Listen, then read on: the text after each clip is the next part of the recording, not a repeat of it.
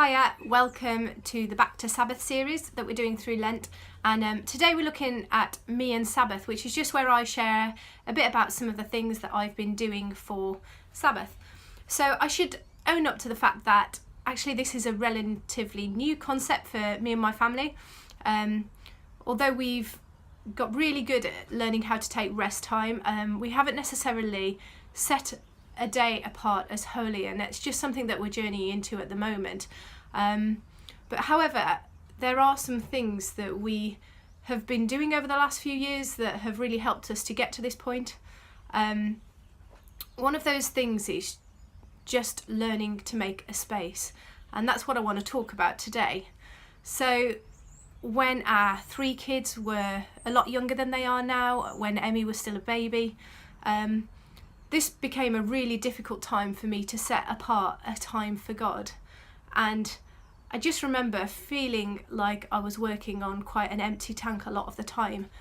And so what I stopped and started to do was take an hour each week just to go and sit in Starbucks, take my journal, put my headphones on, listen to some worship, and just spend an hour with God. And so David looked after the kids so that I could go and do that.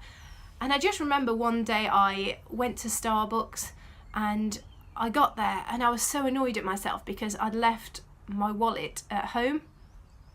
So I then, instead of getting a drink, jumped back in the car, drove home, and I felt so frustrated because I had 1 hour, just 1 hour in the week to be with God, and this just like wasted half an hour of it.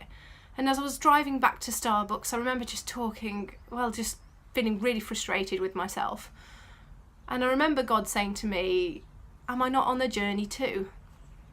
And it really made me think that actually sometimes we set apart from God, but actually we forget that He's on our journey to get somewhere. He's in all of it. He's not just in that little bit of set apart time. He's also in the bit that we get towards moving towards that. Now obviously I get to spend more time with God. Our kids aren't as young and as dependent in the same way that they used to be. But I have learnt to invite God into all of it. And so my challenge to you in your Sabbath is, on having a lot of conversations with people, one of the challenges is setting a whole day apart just as holy and learning what that looks like. Well, I just want to say to you, maybe that's not the starting point. You know, we all want a journey to get there, but what can you give? Where are you? You know, can you give God half a day a week to start with and journey towards the full day? Can you give God an hour a week and start where you're at?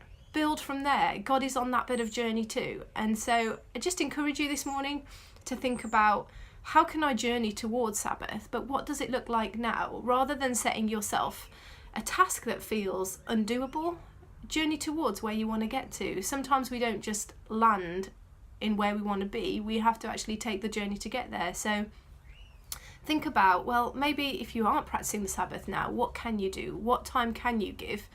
And then work from there. And in the future, hopefully we can all get to setting this whole day apart as holy. But what does it look like for now?